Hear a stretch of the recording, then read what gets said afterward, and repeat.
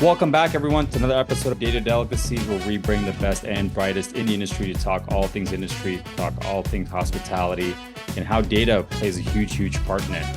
Today, we have a big time legend in the industry on the pod. Very, very happy to have him. Has a crazy track record. Spent time at Google, spent time at Square. Now spearheading the product ship over there at SpotOn, who's doing some crazy stuff. The one and only Bryan Solar, Chief Product Officer. Bryan, how are you? Thanks for joining. Doing great. I'm so happy to be here, and I feel like we've known each other for years. So this is effectively people eavesdropping on us having our normal There we conversation. go, man. And yeah, appreciate you jumping on. And for folks watching, seeing any video clips here, we're both wearing sweaters, but we're both in very different climates. So I know you got the AC pumping over there in Texas. I'm over here in Toronto. We got fall weather, but all good, man. Always good to see you. Appreciate you jumping on. Want to kind of just dive right into it, if that's cool with you. Yeah, let's go. You're trying to solve a lot of really cool problems over there at Spot On. And kind of theme of today's show is, how is point of sale going to utilize data to enhance the operator's experience, right? We're seeing point of sale now become really that brain lifeblood of the restaurant. How are you tackling that? And with now this need of data, everyone talks about data. How are you kind of incorporating all those things to, give operators what they want? Yeah, we have the trademark belongs to our head of product strategy, this woman, Maddie Shannon, but she talks about this idea of like data is the next oil. And I think one of the things that's like really interesting is people talk about AI and like all the things that it can do, but it's really fueled by data. So one of the things that we talk about a bunch here is the constant evolution of the point of sale from like kind of dumb cash register to legacy based, on-prem, kind of all the knowledge lives in there and you got an update every 6 months, to cloud-based. But now I think what's really interesting is like with all the data coming in, I think that there's a really interesting opportunity for those points of sale to become much more proactively assistive. So not just like retroactively, like, hey, let me tell you how much money you made today, but like actually start to put their finger on the scale in terms of like, let me help you make more money. Let me help you keep more in your pocket. So it's a really fun time to be in point of sale, especially if you like love restaurants, which we Yes. do. Yeah. And I'm glad you brought that up, kind of that evolution of point of sale and how it's been seen, right? To your point, the cash register to now this like brain of your operations that it plugs into so many different things. You know, Restaurants vary, of course.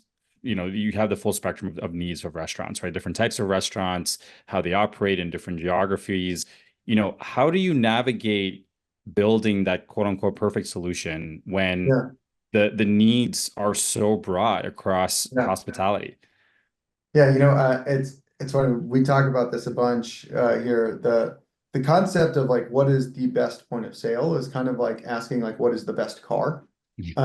And there's massive deltas in terms of like what do you as a restaurant owner operator or what does your staff like what do y'all need? And I think one of the things that we think about is making sure that we don't try to make everyone happy. And what I mean by that is like maybe there's a specific customer segment that like if we were really focusing on them, we'd build a whole bunch of things. Um, the thing is we both want to make sure that we focus on the people that we care about, but also not sell to the people. It's like, hey, like we're actually not a great fit for you. Right. So like we don't sell to McDonald's, for example. And we have no aspiration of selling to McDonald's in the immediate future. And like kind of that type of customer requires a very specific type of experience. For us, the area that we think is like really important is making sure that folks are getting a really great value. And we have no intention of being like the cheapest kind of quote unquote, like we don't want to win a race to the bottom, but making sure that we put out a really high value product to our customers that they know they can rely on, and hopefully they can run a better business off of the back of. Yeah. Yeah. And that's, we're seeing a lot of that now, right? I think the great companies in our space have narrowed down where they play well and they double and triple down there. And then they start to slowly open up into new TAMs versus some other companies I feel like can sometimes spread themselves too thin. And it's like, how do you, to your point, like build stuff for the McDonald's of the world, but at the same time try and service a 20 location group, right? It becomes very, Yeah, very challenging. And you become a dev shop versus actually being a product-led company that's coming out with things that people need. completely. And I think one of the things, um, as we think about product and we think about building product, there's things that our customers ask for because they're living and breathing that. And then there's the stuff where there's this great Jeff Bezos quote where he's like, my job is to make sure we win 5 years from now. Mhm. And it's like not this quarter, not this like week, but like 5 years from now. And so, we think about how do we merge like the tactical of the things that you're asking for today. We're like, hey, you might not know this, but like we think that AI is going to be a huge deal. Or we think that the economics of like inventory management or some of this dynamic pricing, like there's really, really cool stuff that's coming. And we want to make sure that you're ready to be successful with that. And so even though you haven't asked for it, we're going to make sure that when it comes, like you're ready to benefit from it. Yeah, yeah. And I feel some of the AI stuff, it's becoming more prevalent now. Obviously, we see it everywhere, right? You go to a show, a conference in our space, and every booth has AI plastered all over it. But I think some of the applications and some of the use cases are still kind of getting there to a point where there's solid product market fit. And I think that kind of dives into my next question here for you is, AI and ML, obviously hearing about it all the time. Yeah. What excites you? I mean, you mentioned a couple of things there like dynamic pricing, inventory. What are some of the areas you think that that excite you when it comes to AI and ML? And Yeah. how do you see yourselves incorporating that in your offerings as you look forward? Yeah. I have I did the math once. It's like 8 aunts, uncles, and grandparents that owned restaurants. And so like when we're building for stuff, like I literally feel like I know who we're building for and like I love them. Because like I'm building for my family in a lot of ways. And one of the things that I think about a lot is just the number of hours that my aunts and uncles worked. Mhm. And there's a lot of stuff that a human could do today that I think, um, whether it be like looking at the performance of specific staff members or looking at the performance of specific menu items, things like that. They're not like, generative AI cracking the atom, like, we're gonna get to Mars, but they're things that are really hard to have the discipline and time to do every single day. And so I think that's the area that I'm most excited about as it relates to like AI is like, what are the tasks that, yeah, a manager, if they had an extra 50 hours in a week, would be able to do? But like, how do we make it so that, hey, like you usually look for this thing. Let me tell you, you didn't look for it this week, but like you didn't sell any of the snapper this week. You're about to take a big hit on snapper. It's time to do something. Or, hey, Yeah. by the way, that new hire that you made, they might need a little bit more coaching because, it looks like their tables are not coming back or whatever it might be. And the answers are always in there. It's just like, who has the time to go in there and spelunk in the data long enough to be like, oh, this is what I should do. Yeah. Yeah. And I'm glad you brought that up because I think, a few guests on the show have mentioned how there's no shortage of data. The data is there in Yeah, some way, shape, or form. I mean, there's AI that can give you dashboards and all of this, but ultimately, you also still need someone on the other side to take that and then action it in a way that makes sense, right? Because yeah, at the end of the day, you could show the same set of data to 10 different people that all do 10 different things. So it's like, have completely. you created that right culture within your restaurant, within your operation, whether it's a one location, 50 location, to actually go do stuff about that and actually care. I think that's the real difference. So to me, it's not about, I mean, sure, can you reduce some FTEs? Yeah, but is it completely replace the humans? No, I think it just augments the human experience rather than Yeah. replace it. And like and I would say this even if I wasn't on your podcast, but like I think about some of the stuff that like for example Incentivo is doing with like churn management and understanding the customers and we think about a scenario where historically some of the folks that worked in a restaurant they were there for 15, 20 years. Yeah, And now you have these scenarios where you have churn, 140% churn in a restaurant. And how is someone like a human who is there all the time, like they could identify, they could tell you, like, that's Frank Smith and yeah, they're an amazing customer and they're one of our regulars. And if they had a bad day, we're definitely going to make sure their pie is free. Um, but with so many people coming in and out, it's really, really hard. And not just having the data, but making it, think about like, for example, some of the marketing campaigns and some of the outreach and things that y'all do. If you set it up and you can forget about it, like that's incredible. It's not just about having the data, it's making sure that it's actionable so people can take the next step. Yeah, yeah, no, couldn't agree more. I think that's the other piece where, even talking to a lot of the operators on this pod or just some of our clients, asking them what loyalty means or what it's that human connection that they can create, right? Some places I go to all the time, it's not the greatest food in the world, but they know me. I walk Yeah, in, they say my name, right? They know my order. Hey, you want this again? Hey, I'm going to throw this. It's that human connection you can create. But yeah, again, how can we make that easier, right? I look at, Marriott. I travel, you travel probably a ton too. yeah, I'm a Marriott guy, I do the whole Marriott thing. But they have I show up, I give them, I sign in. They already know who I am. So the person's never seen me before. They just greet me with my name and they do my stuff. And that alone makes me be like, hey, I like that feeling. I want to go back. And yeah, again, to your point, it doesn't have to be, they don't have to have worked at the restaurant for 30, 40, 50 years. You never see that anymore, right? It's, maybe it's a kid, a teenager only doing this for, their summer, or they're working in between classes to pay off for university, whatever that looks like. But can you make it easy to create that culture? Because again, that little thing, for the most part, when I ask people, hey, what makes you go back? It's that personal connection someone created on the other side. it's so, so true.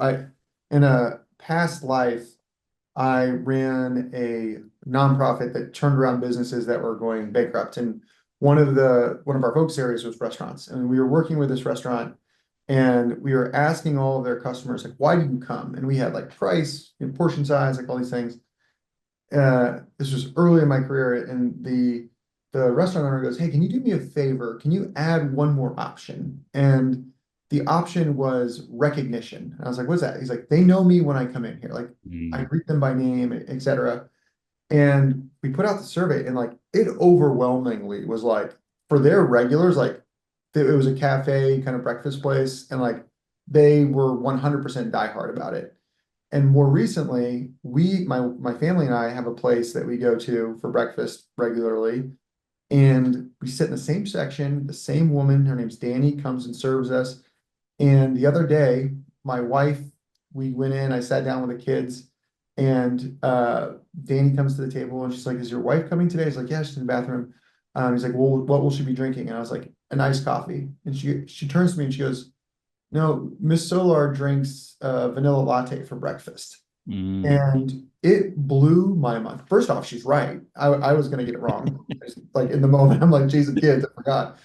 But the fact that she knew that and like could Yeah, correct me, like it meant the world to us. And then when my wife came, she like borderline hugged Danny. She was like, God, she felt so seen. It was like that right. unreasonable hospitality that's like the thing Yeah, right now. yeah. And like in the absence of a person who can be that brain, the data can become that brain and it can help deliver those types of experiences. Yeah, that's an awesome story. And again, those are some of the things that go unseen, right? Like, Completely. and it's funny because even if you just take a step out of just talking about hospitality in our personal lives, right? All the tech that surrounds us, like my whole house is Google, and something Yeah. like I catch myself saying, and lights are flashing on and off in the background. But it's almost like we crave the human connection more than ever now because we're surrounded by Mhm. so much tech, right? Everything now is Mhm. tech. It's, we're how much time we spend on our screens, and with work, we're, staring at a screen all day then after. So it's interesting how those stories, now you're probably a lifelong customer there, right? Or you're going Oh, to God. recommend them to, and think about the recommendation now. You're going to probably recommend them to as many people as you can because of that one experience. And the power of just that one thing has now helped that restaurant get a return customer, potentially more the word of mouth. Completely. And I think that there's these concepts of virtuous cycles and doom cycles. And a virtuous cycle, a lot of the restaurant operators that I know and I'm friends with, like they talk about how important their staff are Mm, and the importance of like keeping great staff. And great staff, they need to get paid, right? Like they know that they can work across the street or whatever. yeah. We have a product, we have a couple products here, but one's called Teamwork. And it helps with like staffing and scheduling and tip pooling and a number of these things. But one of the things that I think is like really, really interesting is if you give your staff the tools to deliver an excellent experience, their tips and their table turn times and their returning customers, they will manifest in such a way that not only does the business do better, but they personally do better. And when they personally do better, the staff stays longer. And so I see all these businesses that are playing the game on hard mode. And I'm just like, you got to help your staff win. And like, if you do that, like they will absolutely carry you to the promised land. Yeah. And I'm glad you brought that up. I couldn't agree more. You know, it- how much do you feel as us on the vendor side, we do a good enough job of explaining that kind of end result to Yeah. them without almost frightening them, right? Because I mean, I get it from the operator side, right? There's so much tech out there. I mean, you Google anything, right? Point of sale, loyalty, online ordering. There's 40 or 50 companies that can come up. And it's like, how Mhm. do you then go and choose, right? So it's super overwhelming from them. Everyone's claiming they can do all this stuff. How can we, as on the vendor side, bridge that gap and truly get them to understand the value of this for those that are playing the game on hard mode and are Yeah. maybe still hesitant to dive into tech and see how it can help them? I've thought a lot about this, and my uncle Joseph had a restaurant for a number of years, and I remember someone had come in and was trying to sell him something, and used to call me his smart nephew. I don't know if he still thinks I'm smart, but he's like, got to talk to my smart nephew about this. And one of the things that he told me stuck with me, and it makes me think about how all of our restaurant partners experience the world. He's like, Bryan, I did this because I knew how to cook and I knew how to run a restaurant. Like, I do not have a degree in CS from Berkeley. Like, I don't know if this thing works or doesn't work.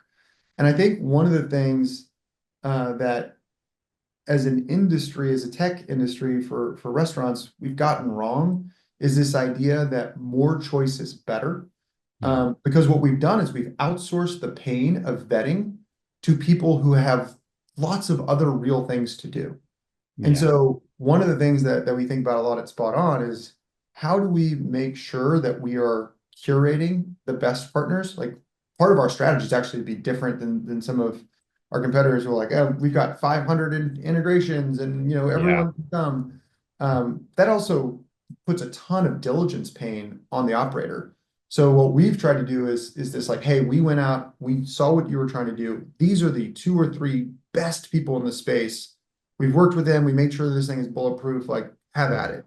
Yeah. And so I think that's one of the big things that we can do is do the work for them so that they don't have to do the work. Yeah. Yeah. And kudos to y'all. I mean, it's been awesome working with you guys and helping a lot of your the mutual customers out together. And I think to that point, they feel good about it too. It's like, hey, this has been vetted out, and now I get to just really dive in and see if this makes sense. And maybe it's just one or two people versus, I mean, we've talked to people that are like, we're like one of eight, and it's like we tell them, like, listen, you're not going to remember all eight of our different things, right? So what's it like? Mhm. What's it really going to come down to? Value, or is it just like lowest cost? And it's interesting to see some of these buying cycles that folks go through, and they put themselves through hell, right? Then you're taking, depending how many people involved, 1 to 5 people's bandwidth on multiple demos and this and that. And it's like that. Think about where all that time could have gone to more productive Completely. stuff. Yeah. Yeah. And the scenario where, and my heart really just like breaks when I see this, where someone is having just an awful time because they bought on price. Yeah. They were like, look, our business was struggling, so I bought this thing and it was the cheapest thing that I could find. And so I bought this thing. And they don't realize that like they should, technology should be making their life easier. It should be helping them. The difference between 1% versus 1.1%, like that doesn't matter as much as like, did it give you 5% more revenue or did it give you 20% more of your time back? And that's a hard thing. I think a lot of restaurants have like we've heard the term technology fatigue Yeah. because especially right after COVID, so many folks came to them and sold smoke and mirrors, and now it's you got to be good, which I think is important. Yeah. And to that point, the cost of change management and the ripple Yeah. effects of having the wrong tech in, right? To your point, yeah, you may have saved 5 or 10% on your monthly bill, but then you're losing now on the backside of that 10% revenue because you don't, it's glitchy, it's not working, it's Yeah. whatever, right? So, to that point, I mean, you talked about, kind of partnerships and how you built your ecosystem out. We're seeing now a lot of this conversation versus like partner or build, right? Like, do you build something Hmm. out natively or do you partner? How Hmm. have you approach that, as you look at, and you talk about kind of like the next 3 to 5 years, all the things you're trying to do, how have you mapped Yeah. that out, and how do you kind of navigate that where there's so many players now in so many different places, right? I mean, you Yeah. can, for very niche things. So how are you Yeah. navigating that spot on today? One of the mottos that we have is low ego, high value. Mm, And so I think one of the reasons that companies will push forward their first party thing is like, we have two people working on feedback, so we're going to shove our feedback product down your throat, and we're going to make it really hard to work with. I know that Zach was on the show, for example, and yeah, like, oh, yeah, yeah, these are great products, right? And they take that super seriously. And so the scenario where folks kind of box out third parties that are delivering great value, and if we take the approach that we are building this for our mom or our dad or our brother, we are not only going to build what's absolutely the best tech stack for them, whether it's first party or third party, but I think in doing that, we're actually going to be able to keep those customers longer. So there's areas where we think about, like, if someone's building a point of sale and we're a point of sale, doesn't really make sense for us to like partner out. But if they're building something in a secondary or tertiary area, so like whether it be like loyalty, or I think with online ordering, it's a really great example. People want very specific things, yeah, and it's like, if you want that level of customization, if you want all those kind of bells and whistles, we have a great partner. You should meet Incentivo. yeah. And that not only gets us connected, gets them connected to the best players, but it also allows us to focus our resources on the areas where, like reliability, ease of use, speed through lines, like all of those things that really, really matter. And like what they're looking to us to get that right. Yeah. No, and I think that quote, um, you know, act like you're building something for your mom, your dad, your brother, your sibling. I think that's a great quote. I'm actually going to take that back to our team too, because I think it's a great way to look at it, right? Like, Yeah. you want to do right by whoever it is, but again, if you're thinking about it from that perspective, you want to make the right decisions that are going to do the best for the restaurant, not to cut corners, or not to do this, or not to that. Again, and then I think the low ego, high value thing that's a great one too. So yeah, no, that's a great perspective there. Want to take a bit of a kind of a step back now, look at the industry as a whole. You're a tech guy, um, been in the industry for quite some time. What are some of the things you see, that are coming up now that excite you, right? Some cool Yeah. tech, some cool areas, that you're like, holy crap, this is going to change the game in the next few years. Yeah. I'll give you my, like, let's call them 10 years. So I can Okay. give myself plenty of runway to be wrong.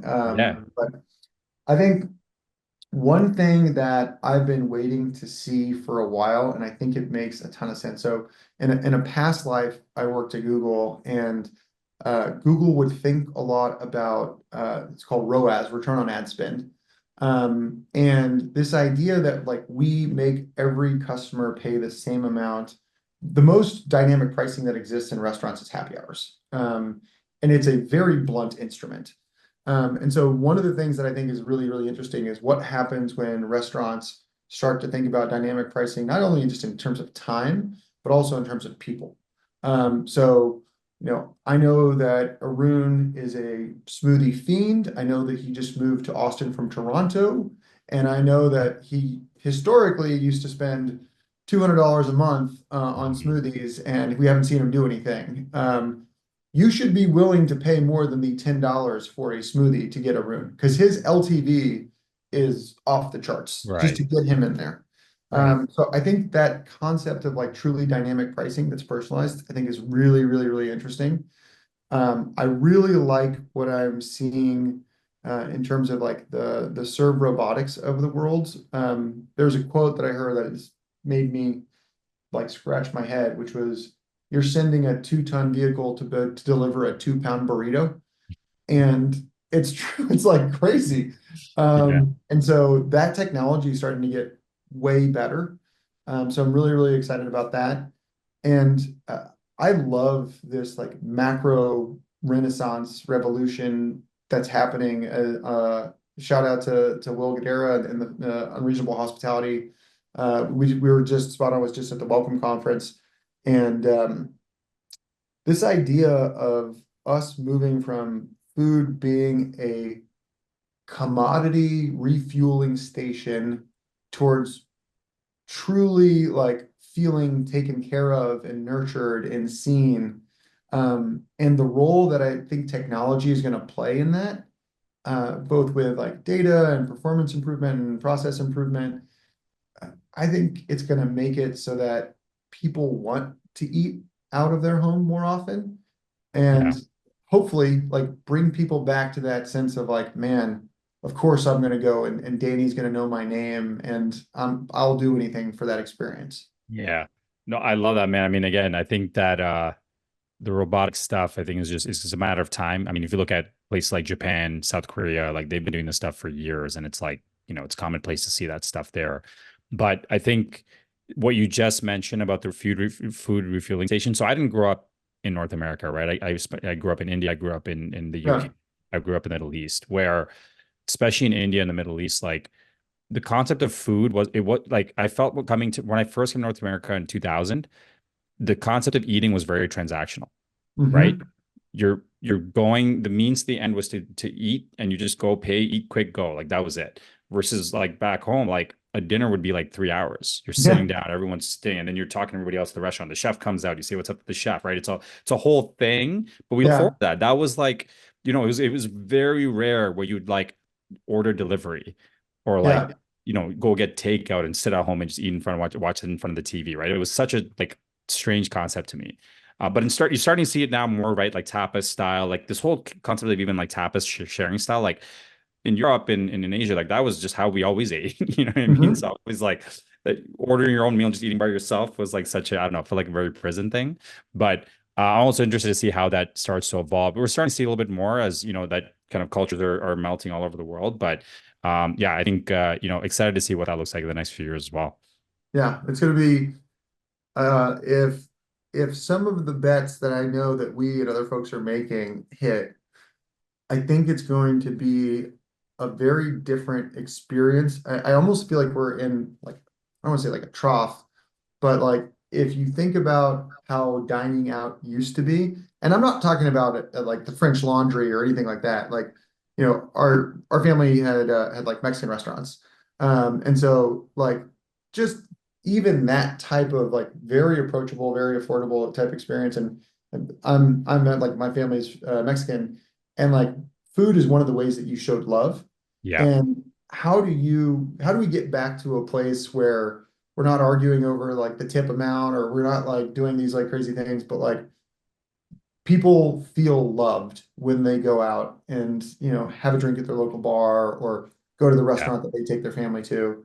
Uh, Yeah. Technology is going to have a role to play in that, and it's going to be super special.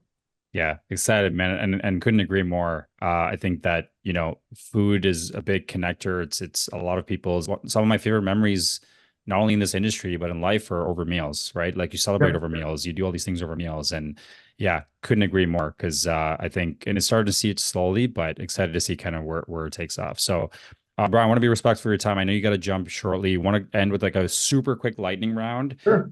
You shared a lot of really cool stuff, so thank you, man. Again, I feel like we go for another hour or two talking about cool stuff, but we'll say that for another time when I come Yeah. back to Austin. But quick lightning round here.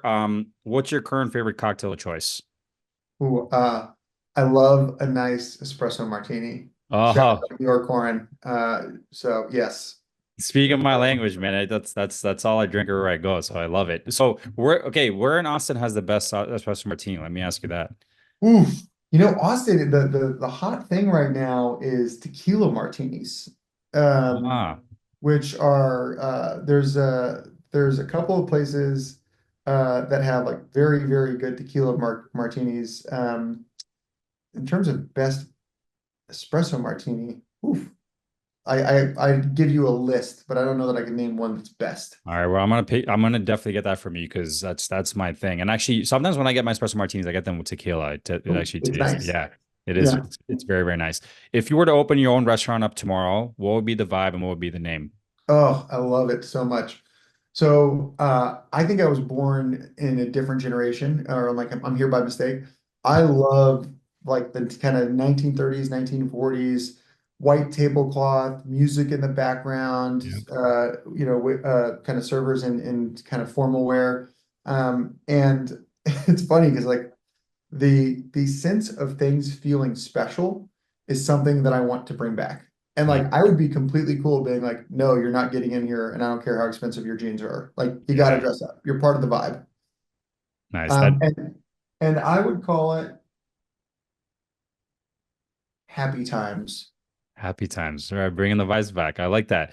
When you told me the white tablecloth meeting the background people, I for some reason I thought of Carbone. I don't know because Carbone has that vibe where it's like white table, Yeah, people but dressed they're up. very Carbone is very, in my opinion, it's pretty loud. It Um, is, yeah. I mean, they do have some good playlists. So I remember they had this old school hip hop playlist one time, and it was dope. We just kind of sat there and drank wine for a bit. So, Bryan, again, I want to thank you again so much for jumping on, man. You shared a lot of gems. If folks want to get in touch with you, what's the best way for them to do so? yeah, just hit me up on LinkedIn, Bryan Solar, Bryan with a Y, Solar. And yeah, always looking to meet smart folks. Love it. Well, Bryan, thank you. Folks that tuned in, thank you. This is another episode of Data Delicacies. Appreciate you for tuning in. Episodes are drop every Wednesday. If you're looking to get on the show or connect with me, arun@incentivio.com. The show is hosted by Incentivio. And until next time, peace.